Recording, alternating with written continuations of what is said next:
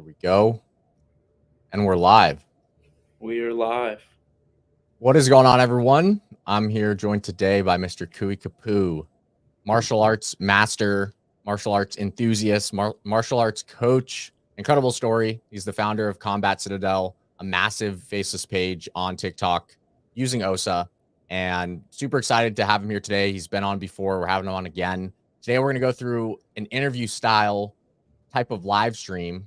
But before we hop into some of the questions, I want to give Kui an opportunity to introduce himself for anyone who doesn't know this legend and maybe tell everyone, a quick story about, a little background about you.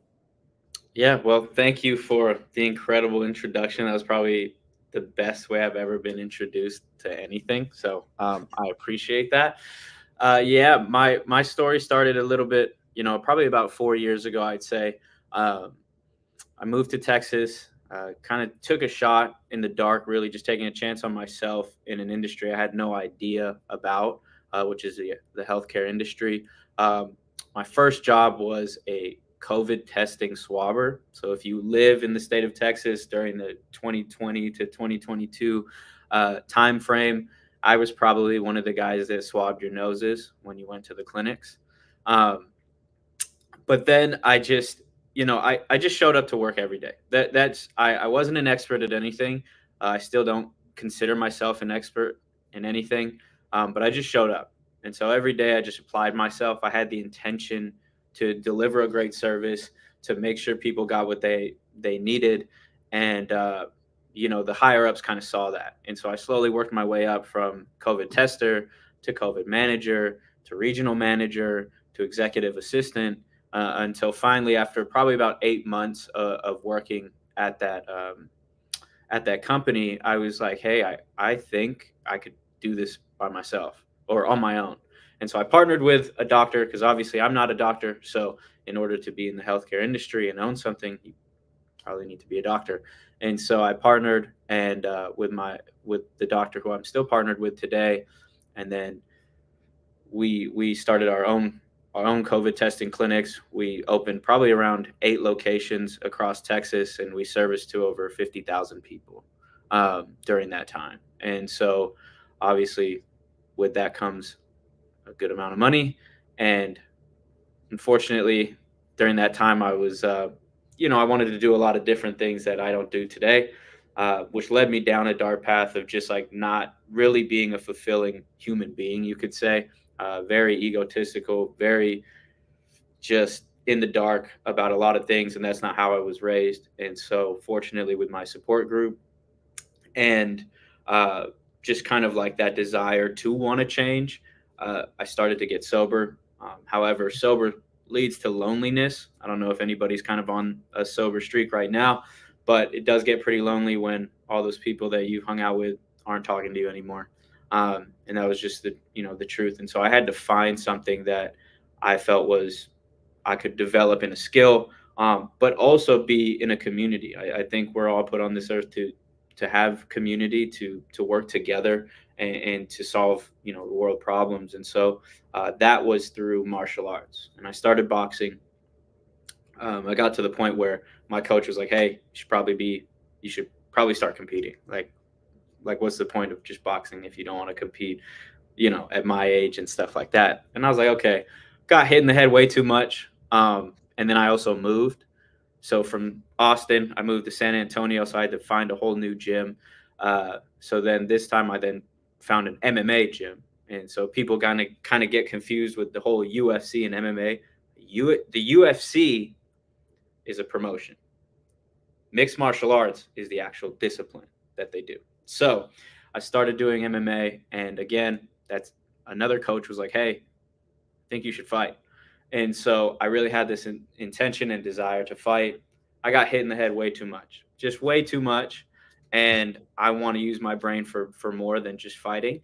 So I over the last year, I've transitioned to jujitsu, and I fully believe in jujitsu. I believe that just applying yourself to something as hard as martial arts can really increase your quality of life, and I stand behind that. But you know, with that, like you can't fight every second of the day.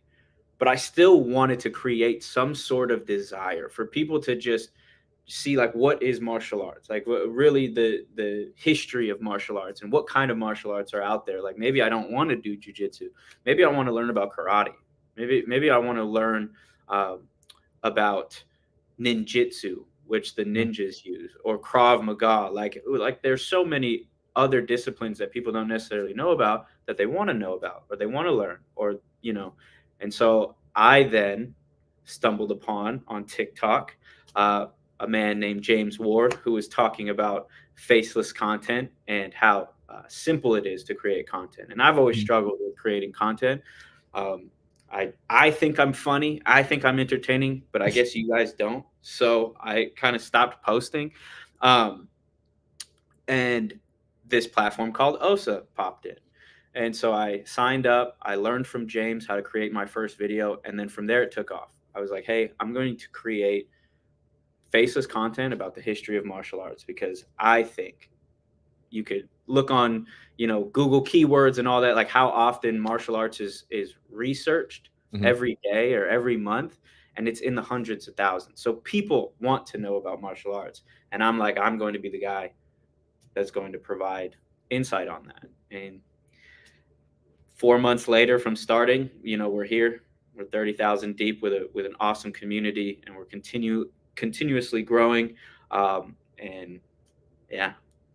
It's incredible. The Yeah. story always gets me, man. That's the Yeah. second time I've heard it, and I would hear it again. Yeah. Awesome. Thank Absolutely you. incredible. Yeah. So thank you so much, Kui, for the awesome introduction, giving everyone some context to who you are as a person before we dive into Kui as a creator. Mm. So I hope you guys can all appreciate incredible story. And we have some pretty awesome questions lined up that I think you'll have a great time, answering. And then also the community is going to love to hear from you. So yeah, are you good to hop into it? Let's do it. Cool. So like the first thing, I guess you kind of answered this, right? But really the why behind starting Faces content. Mm.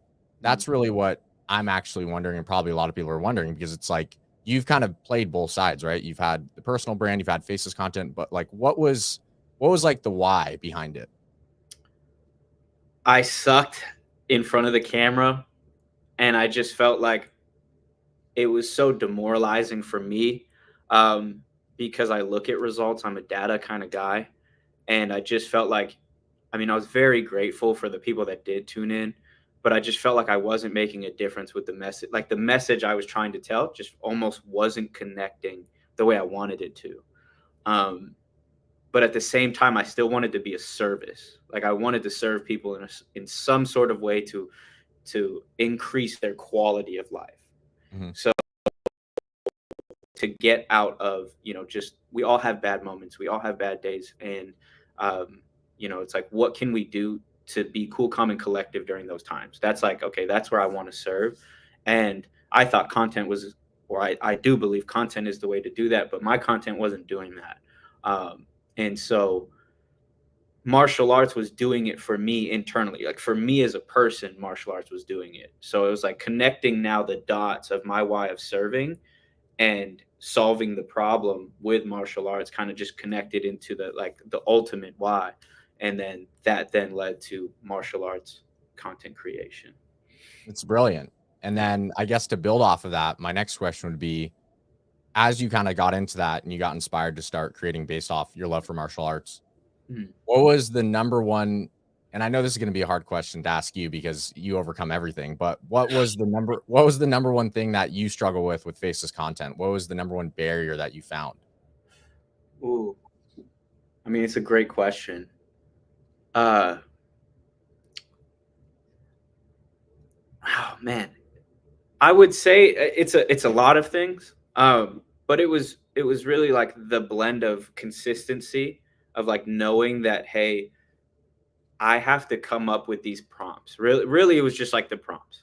Like that was the most challenging. It's like I wanted to create something that was, you know, a shocking discovery, or really that like wow moment. And so like if you got to come up with the wow moment, I mean, you basically have to like replicate the UFC. The UFC is it's based off of wow moments, Mm, the knockouts, the submissions, all those things. That's what keeps people coming. So Mhm. for me, it's like I want to take those wow moments and be consistent with that all the time. I don't want to create, excuse my language, some bullshit content that everybody else does. Like I want to be very intentional with every piece of content that I make. And so that was the most challenging part.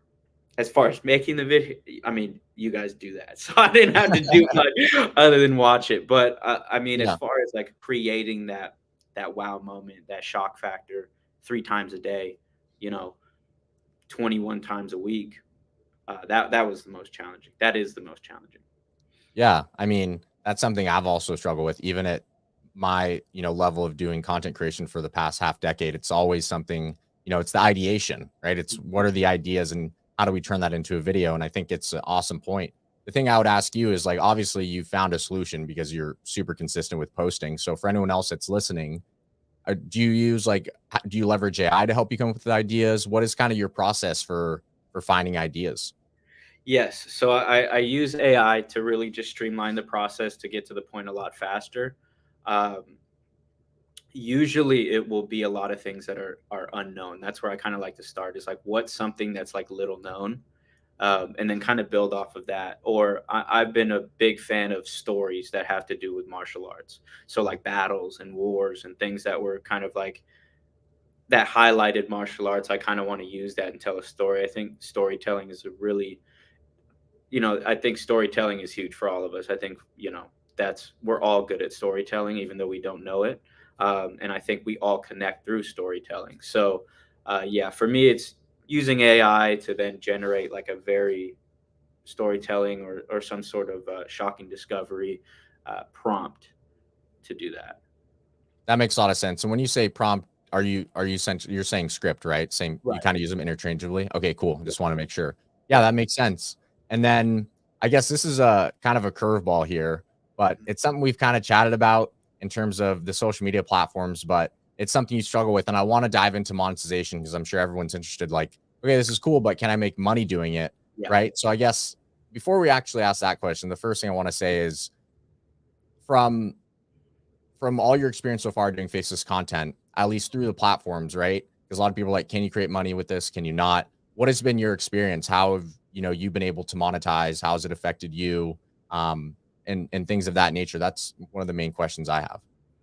Yeah. So I didn't want to show my face for the longest time because it's called faceless, the faceless TikTok channel. So I thought I had to be completely faceless. So my goal for TikTok was to get to 10,000 followers because then at 10,000 followers, then you can apply to the Creator Fund program. And so that took me about, I think like 60 days, 60, 70 days. And then within that first like 80, around 80 days after I got accepted, I crossed my first dollar. And it was like seeing that first dollar from just content creating was enough for me to be like, I can really go like all in. Obviously, I have my own business, but like this is really cool to kind of start generating another business that I truly am passionate about as well. Um, and so that's kind of it started to really pick up during that route. Again, it's not a bunch of money. Like I could maybe buy a Chipotle burrito after 90 days. So it's like the reality of it is it's like it's not going to pay your bills right away. It could, based off the quality video, the quality views and things like that. Um, but it opened up other avenues, right? Now you start getting invites on brand deals. Now you start getting invites on collaborating with TikTok shop users and people that have TikTok shops. So uh, it was the challenge that I have now or had is like, okay, now how can I use the products and stuff that I believe in that people are collaborating with me in is like with faceless, you know? And so I've done a few videos, haven't sold any products like that. I did try to, I think at 1,000 followers, you get you can drop your link, like a website link. And so I first started with like merch. And then I realized no one gave a shit about my merch because it's like, it just didn't connect that well. I mean, it was Yeah. martial arts merch. Mhm. I think it's dope. I think it's some of the hardest streetwear you'll find and buy, but I'm a little biased. So But yeah, first was trying to get the website, trying to get the merch shells in. I think to this day, to be honest with you guys, I think we've sold maybe 10 pieces of clothing. So we knew that wasn't going to work. And then the creator TikTok, the creator fund is kind of like a consistent thing you can just keep attacking. And then doing the brand deals and staying up to date with like, there's like collaborations you can do with artists now and using like their music and things like that. So it's opened up a lot. So now it's just my job to venture out and see what works best for me. That's awesome. And then I guess before we dive into that deeper question, the first thing I would ask, because I know it's zero at this point, but at at the peak of what you're doing, are we talking like $50? Are we talking like a couple $100 a month? Are we talking like $1,000? Because I know James has had huge months where he's making thousands, right? It's different for everyone, but like what was average for you if you had like a good week or a good month? Yeah, my first month of the Creator Fund program was $100. My second month was going to be something else, but we won't know that. What would have your second month been? I'm just curious. Like realistically, I mean, man, I started shooting really good video. Like the videos started to just get a lot more traction. And we started to hit a lot more kind of like the virtual hooks. I really started focusing on the virtual hooks. And I'd say a few hundred, not close to the thousand, maybe like I'd say maybe like 200 or 300 bucks. Like in reality, 200 or 300 bucks on the next month. But I think I would have just kept going to get to like that million a month. I think the million is the goal. Obviously, you have to do more than a million to get a million. That's with the qualified views and things like that. Mhm. But I think if if you can get to $1,000 a month, that's a really cool indicator, knowing that like you're going in the right direction. So and Yeah. you're touching a lot of people. It's awesome. Yeah, and I guess my next question would be, right, because I guess we've, and just for anyone who's listening for context, right? I think before we dive into that question to give everybody context, I was talking to Kui about this when we were just in the studio chatting. Mhm. And I think, I've talked about this on webinars. There's some creators that are making $500 a month, upwards of $1,000 a month through Faces content, and they're paying for like an $80 subscription on Ossa. It's a massive arbitrage of value, right? Yeah, And yeah, I mean, you spend how much time a day creating content? Like, not much. yeah, not much, right? So it's Not like much. it's great, right? Yeah. But it's like what Kui and I have talked about is I think what's really valuable about any page that you can create within a theme that you're passionate about is that you have all this attention, right? Like imagine Kui's getting 1 million views, right? And then he has a product associated with him that he can sell. And that's kind of what, I've been chatting with Kui about and I've been sharing in the school community, which is like the programs are great. I think the programs are great. I make money from them personally for my personal brand, but you'll never catch me saying that that's what you want to live off of, right? Because at the end of the day, you want to build a business around the brand. Like that's where you take 100% of the profits, right? And I see short form content as a means to capture attention and then drive that to whatever product you might have, right? So these things work in stages, right? But aside from that, I just want to give some context. Wanted to ask the real question, right? What is for you, what is the number one problem that you're finding with all the existing social media platforms? Because I know sometimes with AI content, right? Sometimes there's, maybe some censorship. What have you kind of ran into personally? Yeah, so a lot of it actually in the beginning was censorship. I would actually get flagged um, for a few videos at like a week, to where I had to appeal or fight, or you know what I'm saying, and I always had to appeal them, and they would always get like accepted and then uploaded. But it did have me thinking like, what am I doing wrong? Essentially, like what am I providing? Am I providing this thing of like hurting people or things like that? Like ultimately, no. It's a history class. Like that's what my platform.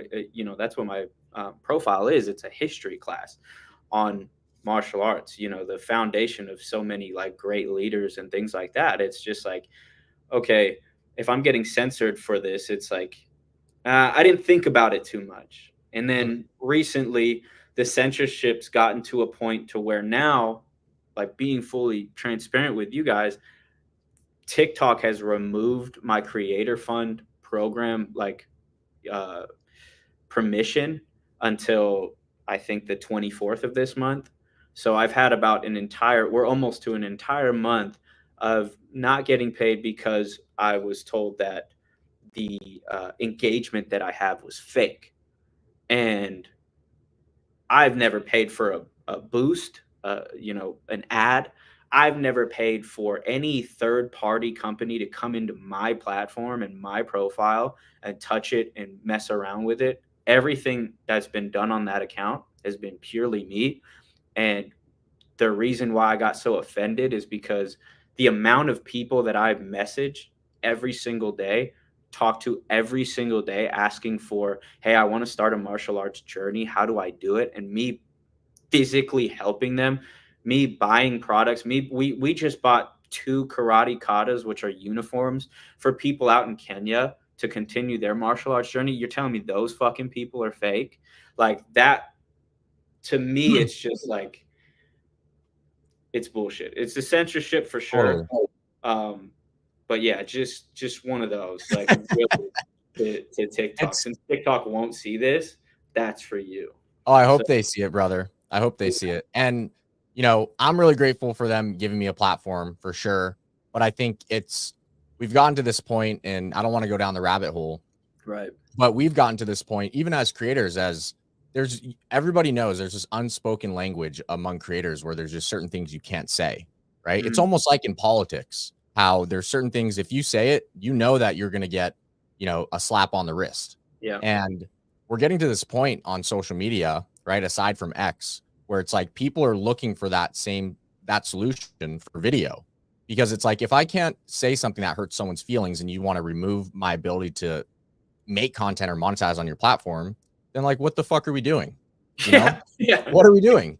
So yeah, it's super frustrating for me to hear that from a platform that I've been on for so long, and I've seen this. It's happened to me too. Mhm. I was telling Kui in the studio when I when I first started really blowing up on social media, they took away my ability to post for 2 weeks during the height of my growth. And I was creating relationship content. Like, there's nothing controversial about that. And I lost like 500,000 followers in 2 weeks. It was crazy. And I couldn't do nothing but just sit on my hands and wait. And I Yeah. think, we're really at this. I think it's bigger than social media at this point, that people are so sick of the censorship and the inability to hurt people's feelings. Because Yeah. it's like, if you remove a piece of content because it hurts someone's feelings, it's like, where does that put us as a society? You know? And especially if it's somebody's, like, imagine that same situation, but imagine that 2 years from now and you're making 3 or 5 grand a month from the creator fund and they just rip it away from you because you hurt someone's feelings. Yeah. It's ridiculous.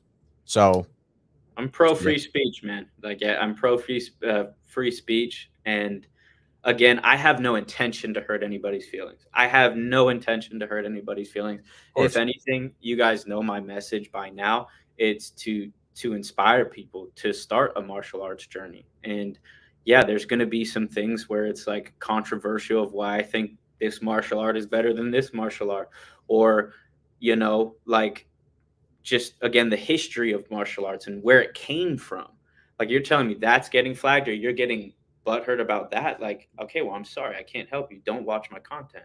It's just that simple. Like, you call it old school what you want, but like, that's the whole reason why we can scroll up, is to move on. Like, Mhm. get over it. It's not personal. I don't even know you. Like, and if for it to hurt your feelings, I'm all in for debating. Like, don't get me wrong. You guys go to my platform and you see the post, you'll see people debating in it. But it's like, at the end of the day, it's like, I don't have intentions, or I hope to God no one has intentions to meet up and fight unsanctioned. I mean, it'd be kind of cool to see them be like, hey, let's see what's better. I'd pay for that. I'd set that up, but I do that legally, obviously.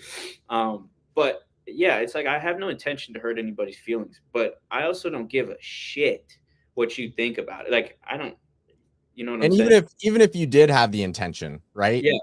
So what? You So know? what? So what? Yeah, we could go all day about it. We Yeah, really could, and I'm sure people get the point now. But I mean, like, yeah, the thing that really bothered me, which I'm overcoming now, but it's just like, you're calling my community fake. That's the one where it got me. It's like, you're calling these people fake or majority of these people fake.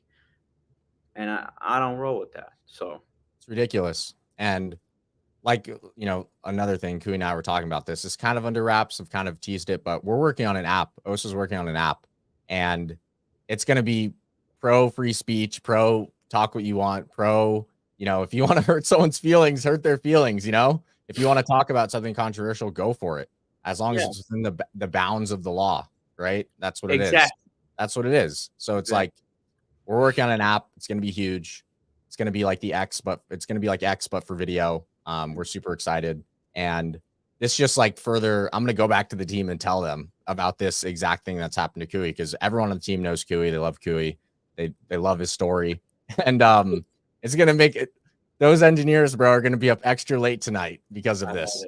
Yeah, they're going to be up extra late because we have a bone to pick for sure. I think it's just ridiculous that that's happening. And I've seen it personally. It's happened to me. And, originally, it was about, oh, it's AI content, so we're going to take it down. It's not about being AI.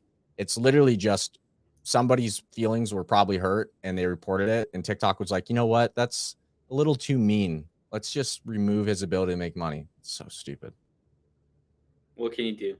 What can you do other than just keep working? That's the most important thing, is like, I did get right. I got into my own feelings of just like, man, I don't want to post content anymore. But then I realized, like, no, you ultimately, obviously, I would love to generate income from doing this, because then I can make this a big priority for me and we can go service the entire world with seminars and things. That's down the road. But at the end of the day, it's like, imagine how many other people I could impact just by sharing another video. So, I got over it within a few hours, and then we went back to posting, because it's not about the money. At the end of the day, it's not about the money. It's really just showing and shining a light and creating self-awareness, for this soft generation, that it's like, if you don't stand for anything, it's kind of just like, well, then what are you doing? Like, you need to be able to defend what you believe. You need to stand on things that you believe, and you should start martial arts. It's the best way to do it. It's incredible. And I'll tell you right now, this is what's going to happen, because this is recorded. This is what we're going to do. We're going to create an app. Kui's going to post on the app. He's going to grow a following. He's going to grow a community on the app. He's going to take those same videos that TikTok doesn't like, and he's going to post them on our platform. And eventually we're going to have a monetization program, and he's going to make more money than he did on that app.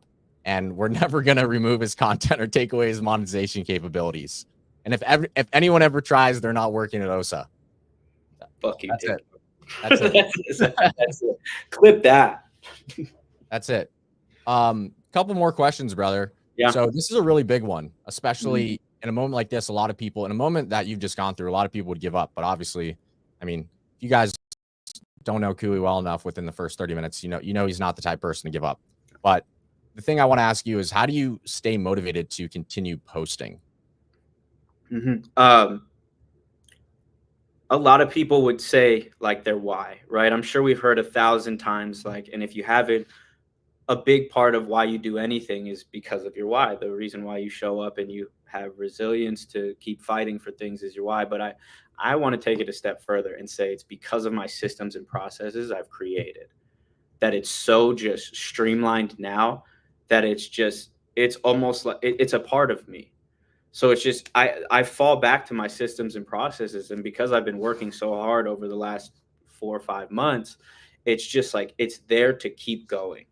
And so even when I feel like I don't want to do it, or even though I got my money taken away from me, it's like that resilient mindset that I've been developing, but the consistency and the processes that I have in line allow me to just be like, it takes 10 minutes to do all 3 posts. Like that, there's absolutely no excuse at that point. We all have 10 minutes in the day. And if you don't, you're lying to yourself. But yeah. And so once I got it down to that, it's so easy to continue to make content because of the systems and processes that I have. It's brilliant. Well, if you don't mind, if you don't want to give us like a spark notes, what is that? What does that process look like for you? Let's like day in the life of Kui, owner of Combat Citadel, 30,000 plus followers. Yeah. Handsome guy, probably doing some martial arts. What does that look like, bro? You open up your phone or your laptop. walk us through. Yeah, so I'll pull up ChatGPT, and then ChatGPT has kind of like it saves sort of, I don't know what you want to call it, but like the sections that you have for it. So I'll go to my martial arts expertise page and kind of review what I did yesterday. So if I did, hey, give me 10 battles that included ninjutsu, um, that really like highlighted ninjutsu, the martial arts of ninjutsu, and so I would see the 10, right, and then I would be like, okay, which ones have I already made stories on, and then I kind of deep dive because I really love it. So that's like the amount of time that it takes. The most amount of time it takes is me just not of getting out of the rabbit hole, because I just keep reading and reading and reading. So, for example, if it's like a really well-known samurai or a really well-known ninja, then I might be like, hey, do I want to talk about the battle, or do I want to talk about this person?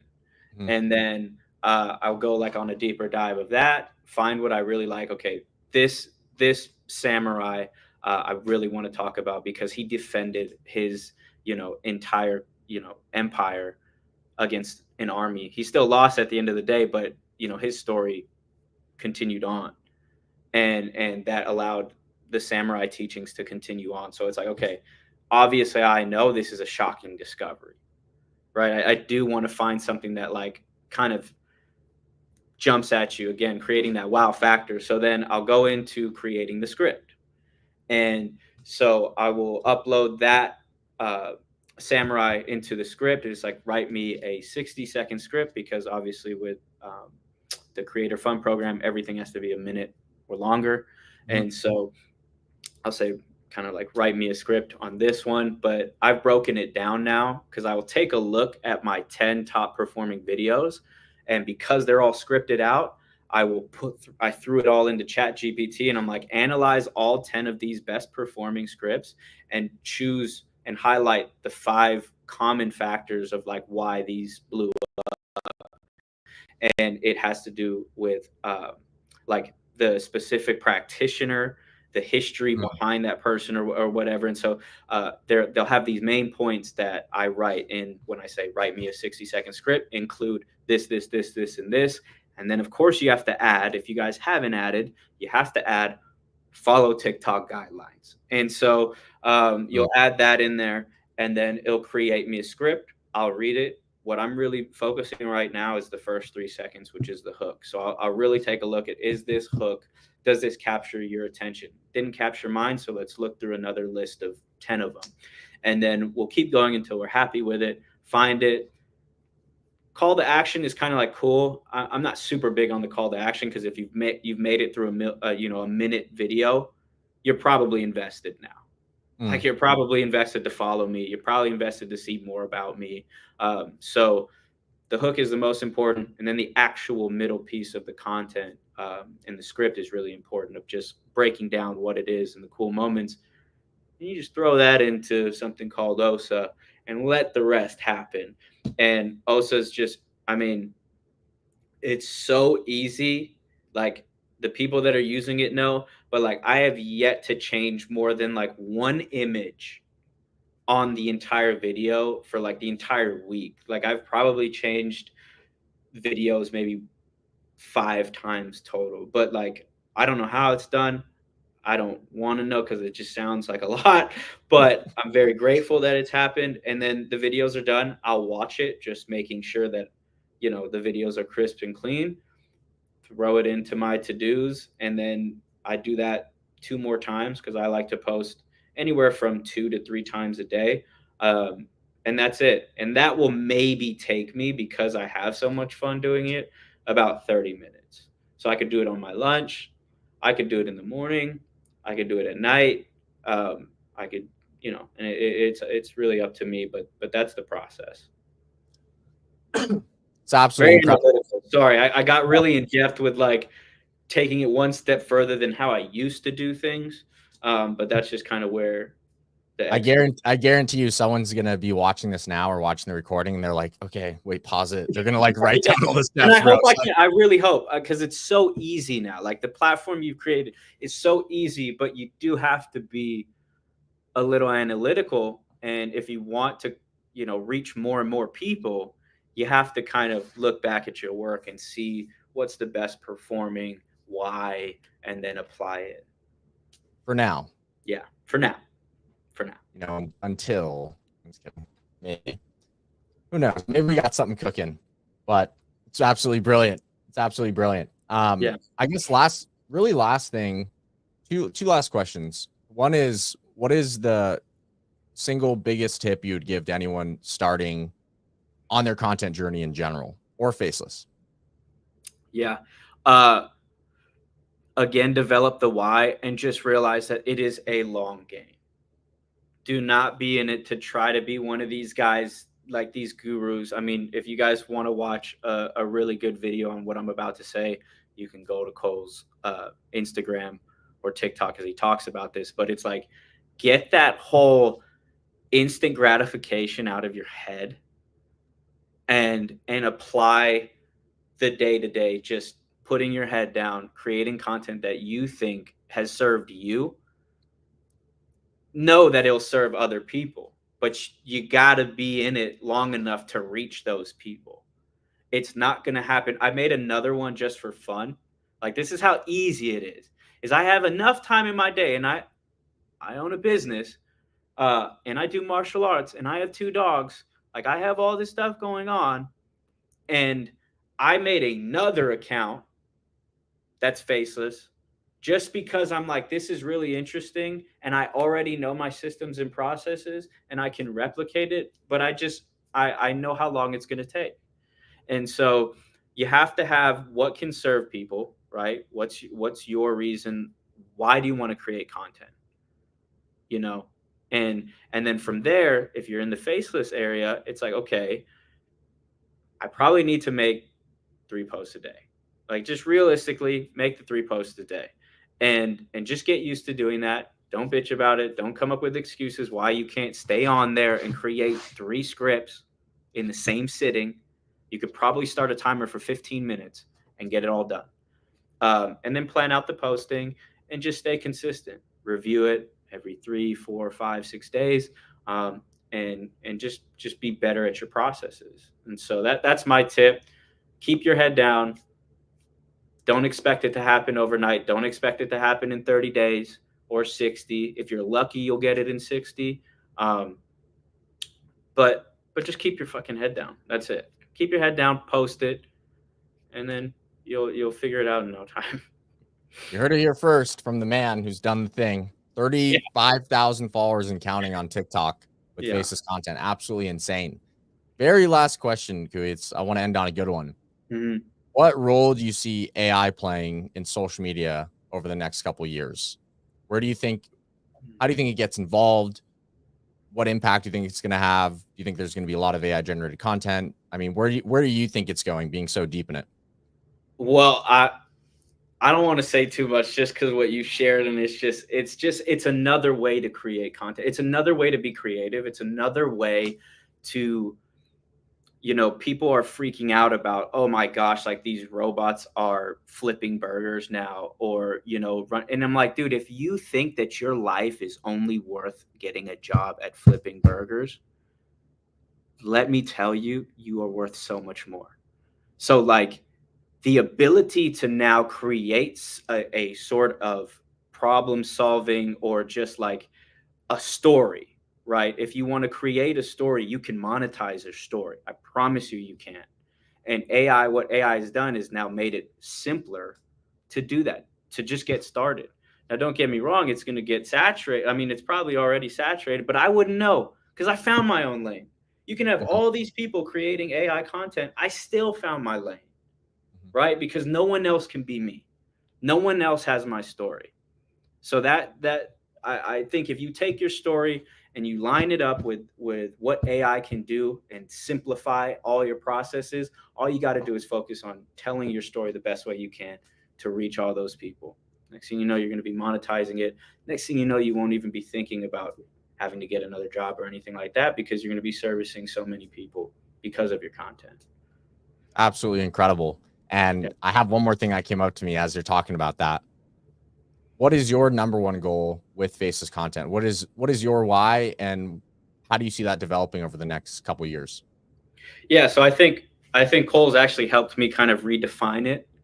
But ultimately, I want to use the platforms that I have with the faceless content to kind of grab the people that are interested in martial arts, right? And then I kind of want to funnel them down to like, hey, if you really want to take your next steps, let me be the guy to help you.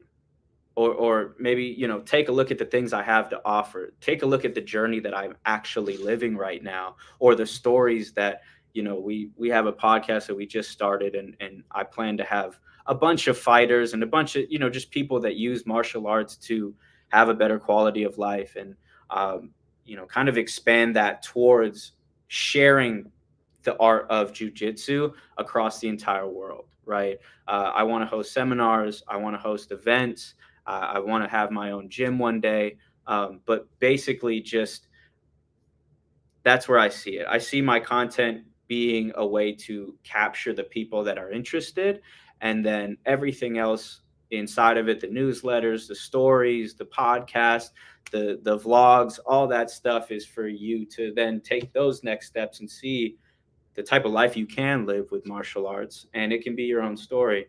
And it's a pretty cool life. So that's where I plan to take it. That's where I want to take it. That's what we're working on right now. Absolutely brilliant. Absolutely brilliant. Well, Kui, it's been awesome. I'm sure everybody really appreciates you sharing and giving us a side of you that we wouldn't know just by Yeah. seeing your content. So appreciate that a ton. Obviously, your story is super inspiring. I know we're going to have you on again. I know now at this point, we now both have a bone to pick with TikTok, Yeah. and it will be picked. Yeah. It will be picked. But yeah, man, this has been awesome. Is there any, closing thoughts or closing things you want to discuss? Maybe where people can find you, anything like that? Yeah, so my account name is actually changed to Mr. Kui Kapu on TikTok. I do have a newsletter that I just started. I do have a podcast I just started where, again, I talk about kind of like my journey and how martial arts has saved my life. Plan to have a lot of other people on there talking about how martial arts saved their lives, as well as some things that I developed over time. Again, I'm not an expert in jujitsu, but I've understood like how to retain that information and the growth to continuously grow every day, because a lot of people can get stuck in their journey. So I have a lot of tools like that I do provide in the newsletter. If you guys want to check it out, you can just go to TikTok, type in Mr. Kui Kapu, and then you'll see all the content and stuff like that. But ultimately, guys, take a chance on yourself, right? It's not going to happen overnight, but take a chance on your story. Take a chance on what it could do to serve so many other people and inspire other people. And, the phrase that I've heard before is like, there's someone on the other side of your insecurities of pressing record that you can serve. But in this aspect, you don't need to press record. You just need to post. So that's what I have to say. Let's end it there. Thank you so much, everybody, for tuning in. Thanks so much, Kui, as always, for your time, and looking forward to have you on again, brother. Yes, sir. Thank you.